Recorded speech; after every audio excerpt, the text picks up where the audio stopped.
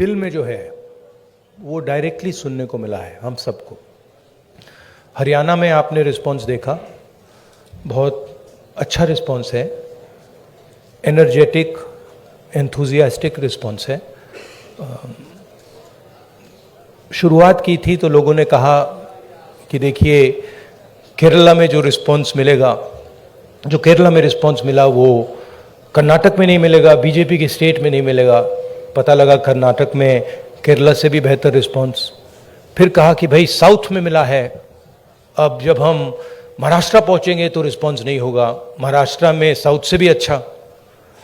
और फिर जब हम हिंदी बेल्ट में जा रहे थे कहते हैं हिंदी बेल्ट में तो बिल्कुल नहीं होगा, महाराष्ट्र में रिस्पॉन्स अच्छा, हिंदी बेल्ट में नहीं होगा। मध्य प्रदेश में देखा और भी इम्प्रूवमेंट।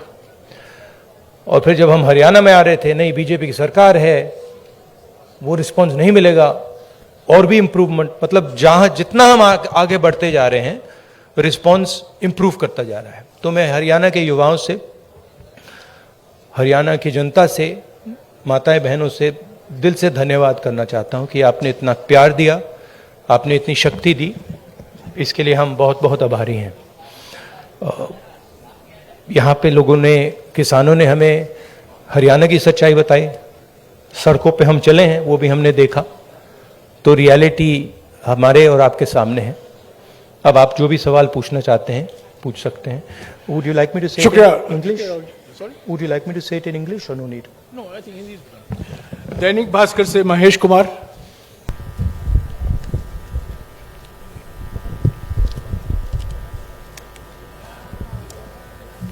राहुल जी, आपने पानीपत में कहा था मन से।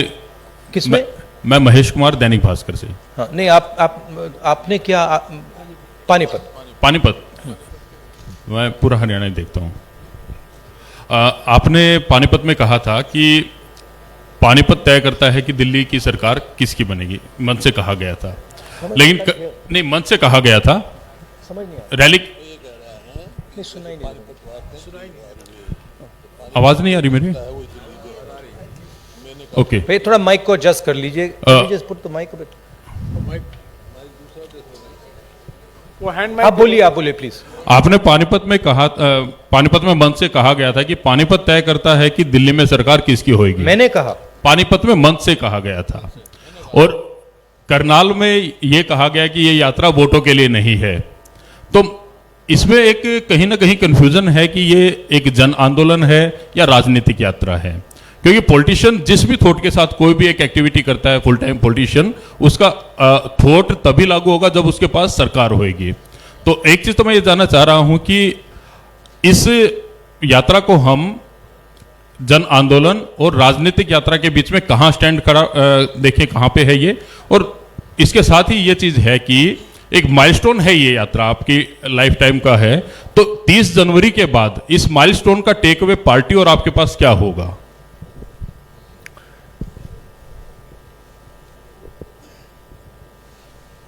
ये जो यात्रा है, जो हिंदुस्तान की आवाज को दबाया जा रहा है और जो हिंदुस्तान में डर फैलाया जा रहा है, हिंदुस्तान को जो बांटा जा रहा है, एक जात को दूसरी जात से, एक धर्म को दूसरे धर्म से जो लड़ाया जा रहा है, उसके खिलाफ ये यात्रा है। इस यात्रा का एक और लक्ष्य है और वो मेरा पर्सनल लक्ष्य है और जो हमारे साथ लोग चल रहे हैं वो उनका भी लक्ष्य है। वो है कि हम इस यात्रा को तपस्या जैसे देख रहे हैं। हम अपने देश से प्यार करते हैं, देश की जनता से प्यार करते हैं, किसानों से, गरीब लोगों से प्यार करते हैं और उनके साथ हम चलना चाहते हैं। तो यात्रा का लक्ष्य पर्सनल है। यात्रा का लक्ष्य देश की जनता को देश की सच्ची आवाज सुनाने का है। अब देखिए, उससे राजनीतिक फायदा हो, नुकसान हो, उसके बारे में मैं नहीं कह सकता हूं, मगर यात्रा का लक्ष्य अवेयरनेस का है। और जो मेन 3 बातें हैं जो हम सब जगह कहते हैं, भारत जोड़ो, डर के खिलाफ खड़े हो, नफरत मत करो, ये एक मुद्दा है। दूसरा मुद्दा, जो हिंदुस्तान में इकोनॉमिक इनइक्वालिटी हो रही है, जो सारा का सारा धन मीडिया, दूसरे इंस्टीट्यूशंस, 2, 3, 4 लोगों के हाथ में है, इसके खिलाफ, और उसके जो नतीजे हैं, भयंकर जो अनएम्प्लॉयमेंट हो रहा है, तेजी से जो महंगाई बढ़ रही है, उसके खिलाफ ये यात्रा है। और लोगों को ये मालूम है कि भाई हिंदुस्तान में बेरोजगारी बढ़ रही है तो उसका कारण है कि पूरा का पूरा धन 3, 4, 5 लोगों के हाथ में है, सबको मालूम है। लोगों को यह भी मालूम है कि वो जो धन का कंसंट्रेशन हो रहा है, पूरा का पूरा पूरी आर्थिक शक्ति जो 3, 4 लोगों के हाथ में जा रही है, उसका नतीजा बेरोजगारी है, उसका नतीजा महंगाई है। लोगों को कनेक्शन मालूम है। तो हम ये बात रखना चाहते हैं और बहुत सक्सेसफुली ये बात यात्रा ने रखी है। इसलिए मैं आपसे कह रहा हूं कि जहां भी हम जा रहे हैं, यात्रा इंप्रूव हो रही है। तो अब ये हमारा लक्ष्य था। दैनिक जागरण से अश्विनी शर्मा, नहीं बताता हूं। देखिए,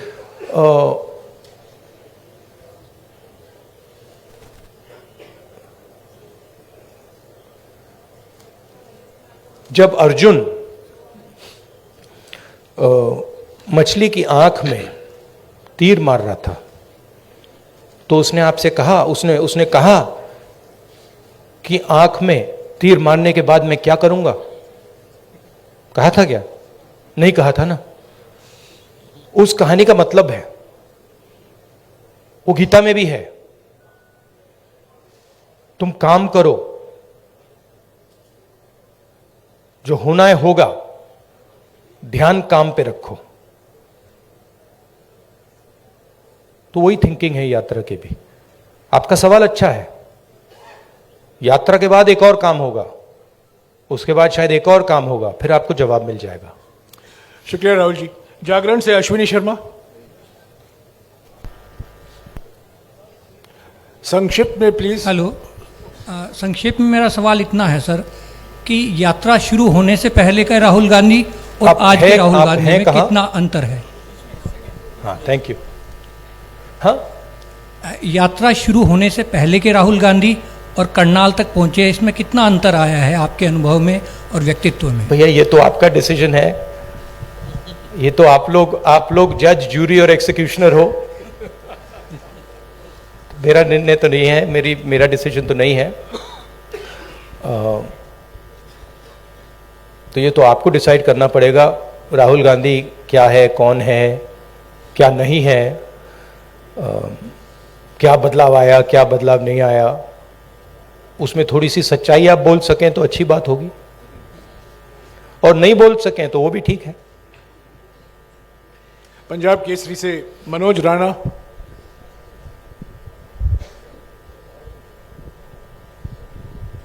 सर नमस्कार। मैं ये जानना चाहता हूँ, पूरी वैसे हरियाणा की जनता भी जानना चाहती है कि आगामी विधानसभा चुनाव में सीएम का चेहरा कौन रहेंगे कांग्रेस की तरफ से, क्योंकि भाजपा का तो उन्होंने क्लियर कर रखा है लगभग। हाँ जी, देखिए, मैंने प्रेस कॉन्फ्रेंसेस में 3-4 बार कहा है कि हमारा लक्ष्य यात्रा का है और आप लोग डाइवर्ट करने की कोशिश करते हो। पता नहीं, आप यात्रा को दिखाते ही नहीं हो। आपको कहा गया है कि भाई यात्रा को दिखाओ मत। सोशल मीडिया में मतलब बवाल मचा हुआ है, तूफान आया हुआ है, मगर नेशनल मीडिया में कुछ नहीं दिखाया जाता। और फिर आप प्रेस कॉन्फ्रेंस में आते हो, कहते हो भैया चलो एक डिस्ट्रैक्शन मारते हैं, सीएम कौन होगा, पीएम कौन होगा। अगला सवाल आएगा, पीएम कौन होगा, देख लेना, आएगा, पक्का आएगा कि डिस्ट्रैक्ट करना है भैया, सीएम कौन होगा, पीएम कौन होगा। फिर उसके बाद आएगा सवाल ऑपोजिशन यूनिटी नहीं है, वो भी आएगा। तो आप करिए जो आपको करना है, मुझे भी करना है काम। Thank you.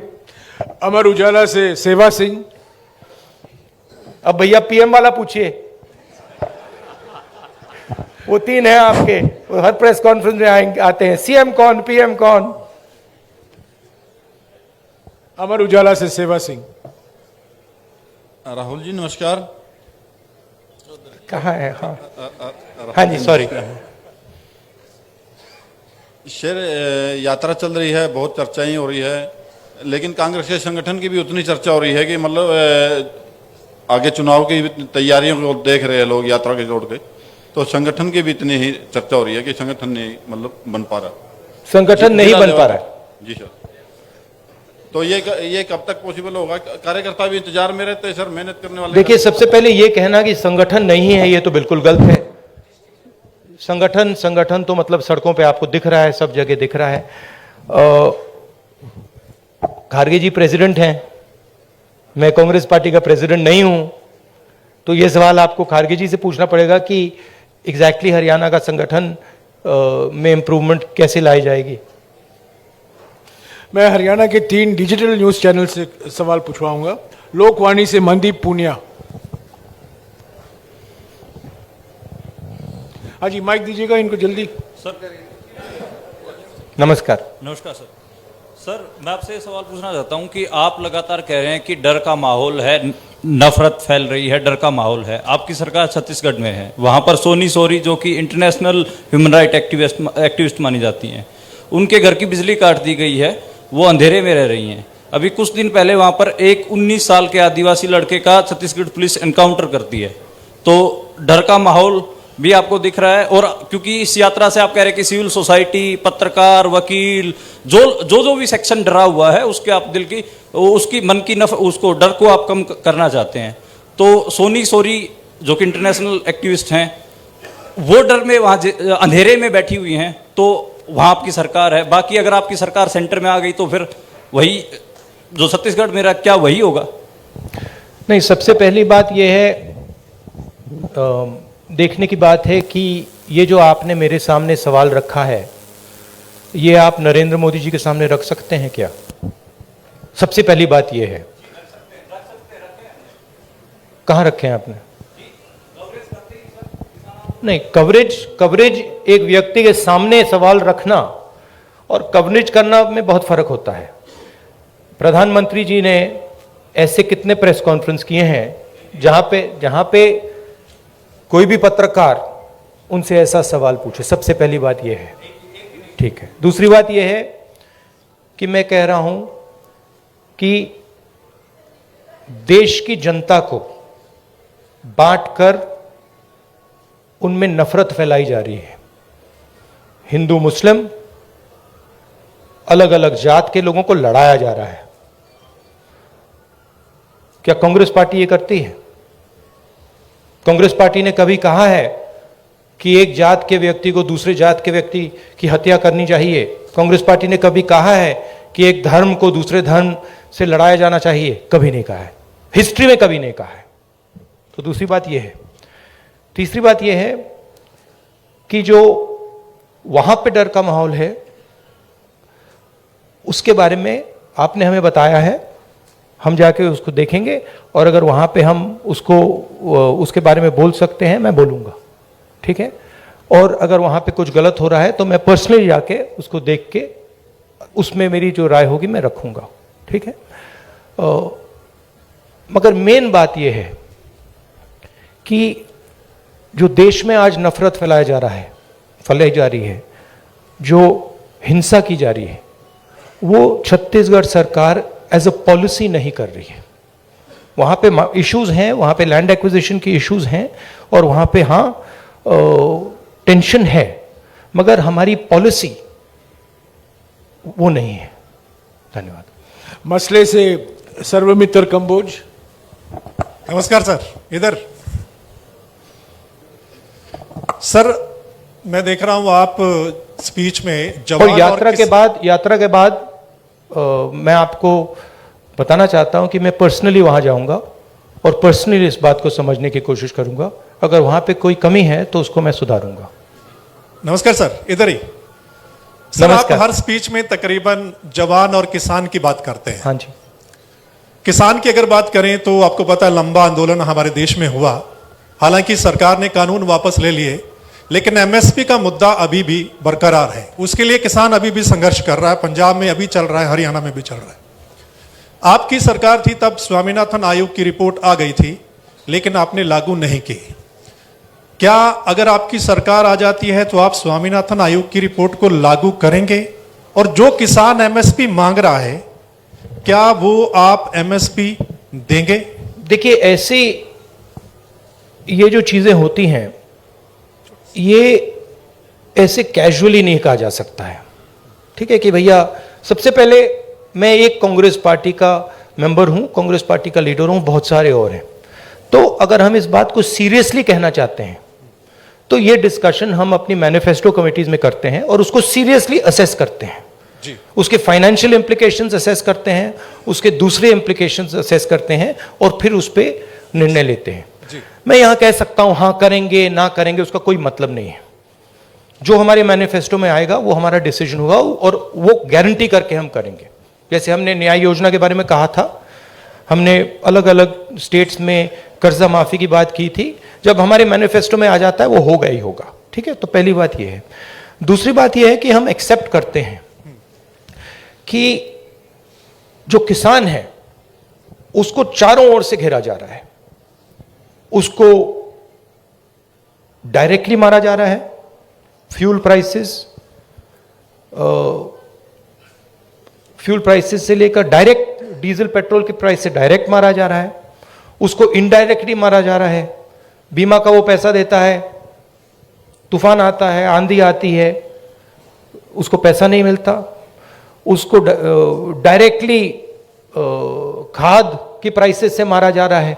तो हम एक बात एक्सेप्ट करते हैं कि जो हमारे देश की जो रीढ़ की हड्डी है, जो रीढ़ की हड्डी प्रोडक्शन करता है, जो हमें भोजन देता है, उस पर आक्रमण हो रहा है।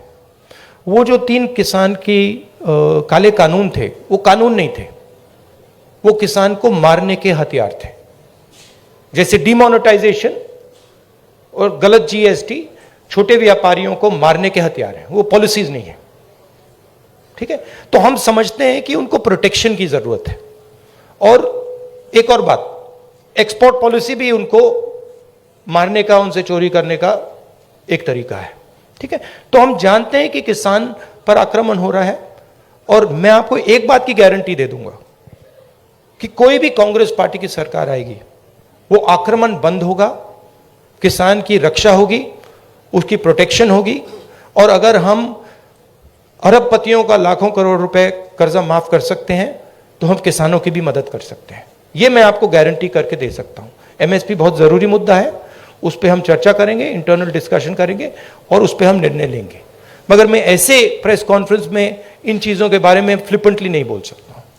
मैं सीरियस आदमी हूं, मैं अगर मेरे मुंह से कुछ निकलता है तो क्रेडिबली निकलना चाहिए, सच्चाई निकलना चाहिए। नहीं, सप्लीमेंट्री नहीं, एक सेकंड, जवान की बात करता हूं। बेरोजगारी की बात बहुत ज्यादा, जिस स्टेट में आप बैठे हैं आंकड़ों के हिसाब से टॉप पर है। सप्लीमेंट्री प्लीज, टॉप पर।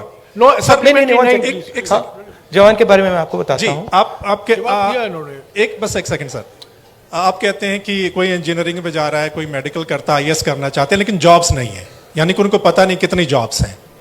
तो आपके पास क्या ऐसा रोड मैप है? हमारे देश में हर साल लाखों ग्रेजुएट निकलते हैं, पोस्ट ग्रेजुएट निकलते हैं, सरकारी और प्राइवेट नौकरी में ऐसा कौन सा रोड मैप होगा कि हम उनको सेट कर पाएं? देखिए, ये देश अपने युवाओं से झूठ बोल रहा है। ठीक है, झूठ क्या है? मैं अब 3000 किलोमीटर चला हूं, युवाओं से मैं पूछता हूं, बच्चों से पूछता हूं क्या करना चाहते हो, 5 जवाब मिलते हैं, engineer, doctor, lawyer, army, administration. ठीक है, और सारे के सारे मतलब हजारों बच्चों ने मुझे ये 5 जवाब दिए हैं। रियलिटी ये है कि इनमें से 10% को,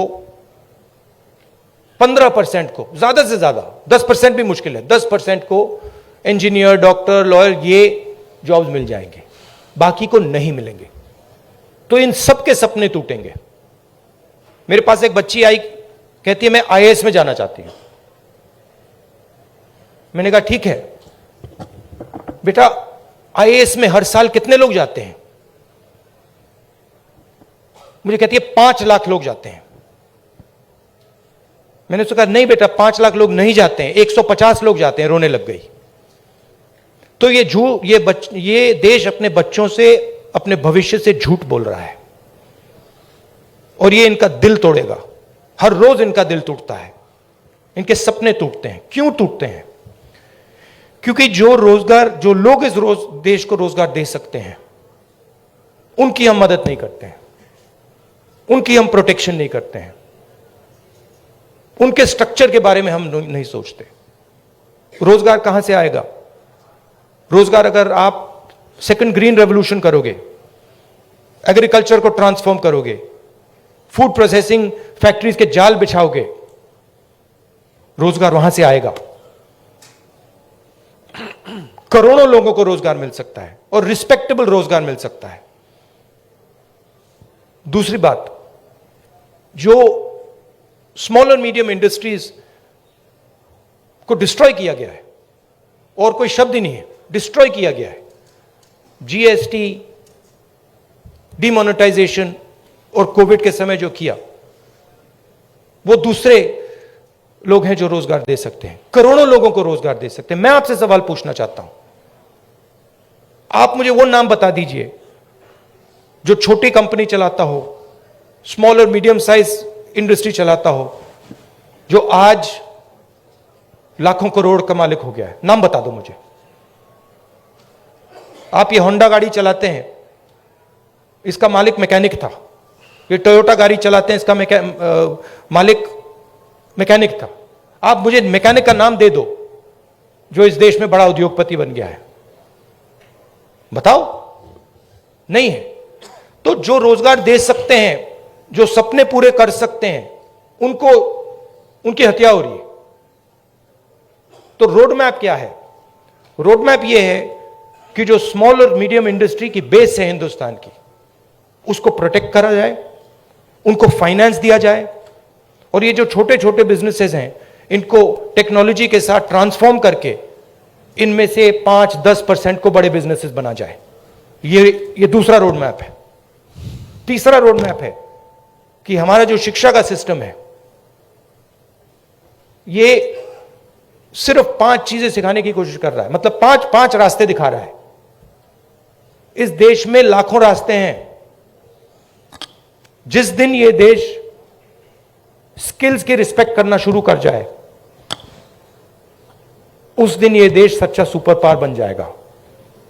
उस दिन तक ये सब खोखला है। इस देश में स्किल्स जो होती हैं, चाहे वो बढ़ई की हो, चाहे वो मैकेनिक की हो, किसी की भी हो, चाहे वो किसान की हो, उसकी कोई इज्जत नहीं करता है, उसका मजाक उड़ाते हैं, देखो ये क्या कर रहा है।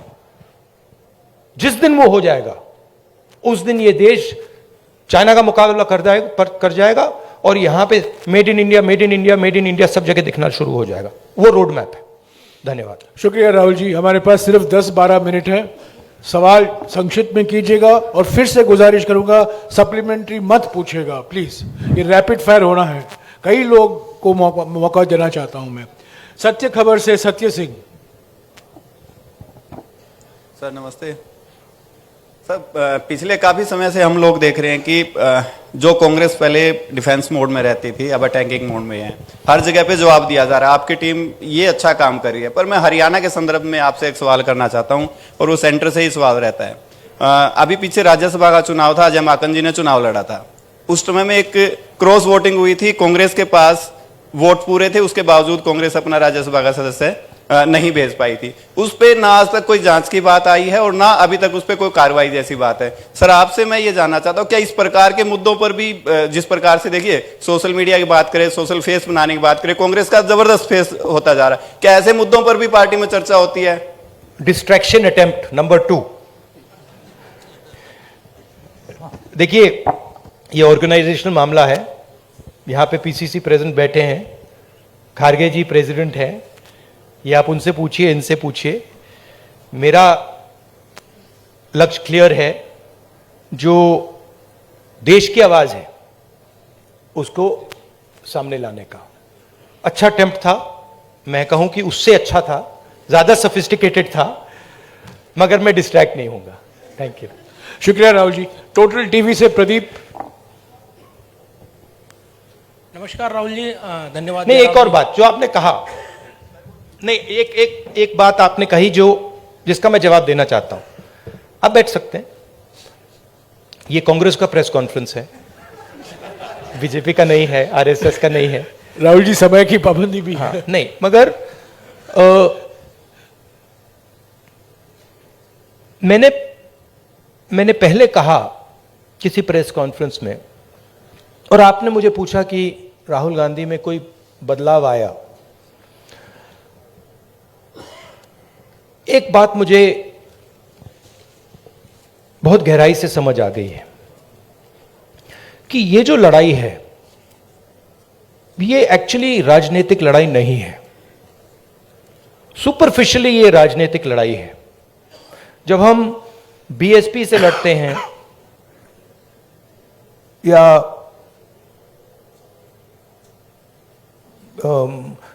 टीआरएस से हमारा चुनाव होता है तो वो राजनीतिक लड़ाई होती है। मगर अब देश में एक चेंज आ गया है। जब से आरएसएस ने इस देश के जो इंस्टीट्यूशंस हैं उनको पकड़ा है, उस दिन से ये लड़ाई राजनीतिक नहीं रही। इसका ये अब दूसरी लड़ाई हो गई है। उसको आप विचारधारा की लड़ाई कह दीजिए, उसको आप धर्म की लड़ाई कह दीजिए, उसको आप कोई भी फ्रेमवर्क दे सकते हैं, मगर वो राजनीतिक लड़ाई नहीं है।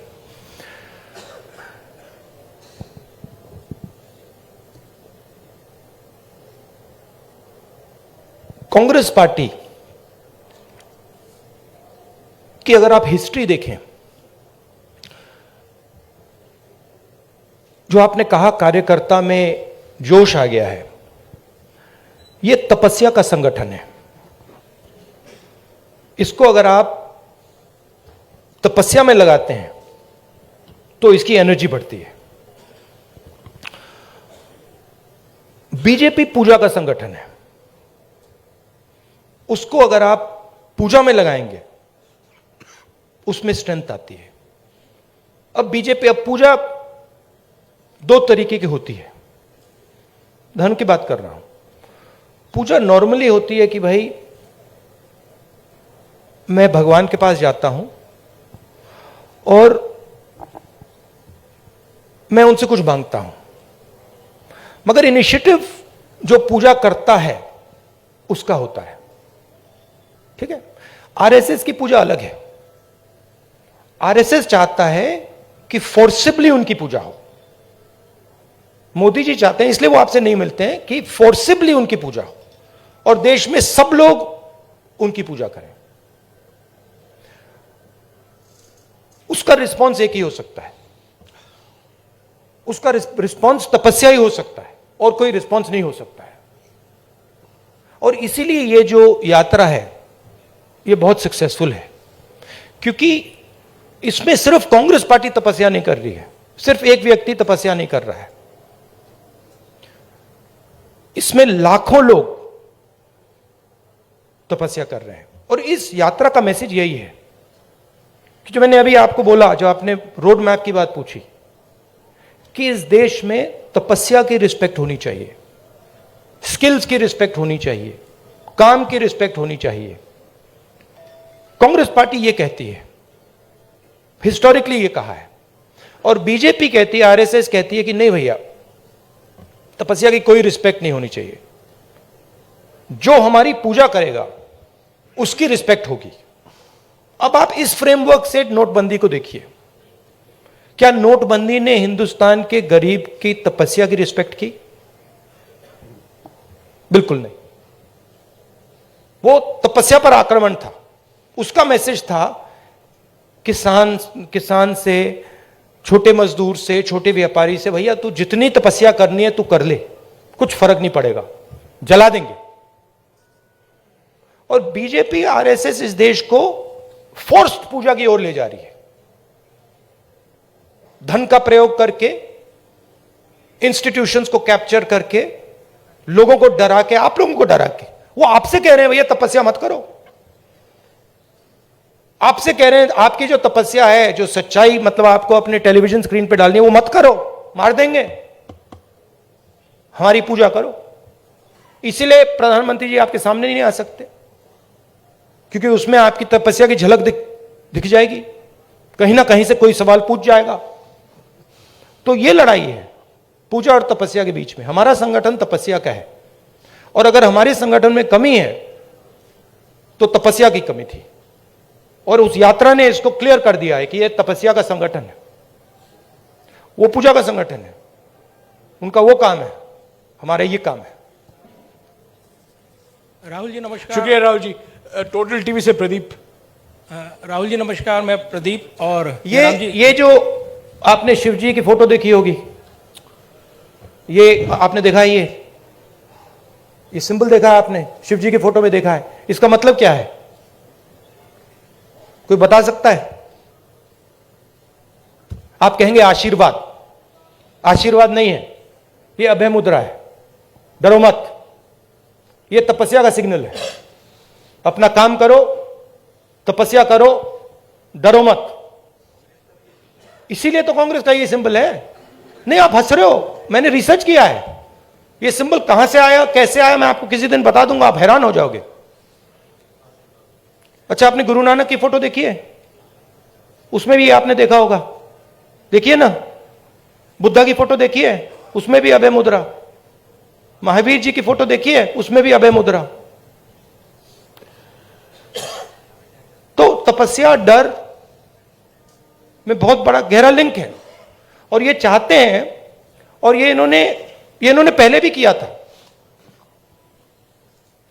फ्रीडम की जो लड़ाई थी, आजादी की जो लड़ाई थी, वो तपस्या की लड़ाई थी, और इन्हीं लोगों ने अंग्रेजों से पूजा करवाई थी। तो हिस्ट्री है ये, उसको मिटाया नहीं जा सकता, रिपीट हो रही है। शुक्रिया राहुल जी। मेरा डर है कि मैं 5 अच्छा लगा मिनट में आपको? इसको जवाब खत्म अच्छा नहीं कर लगा पाऊंगा। आपको? राहुल जी A1 5 मिनट है, सिर्फ 5 मिनट है प्लीज। फाइनली टोटल टीवी से प्रदीप। फाइनली धन्यवाद राहुल जी नमस्कार।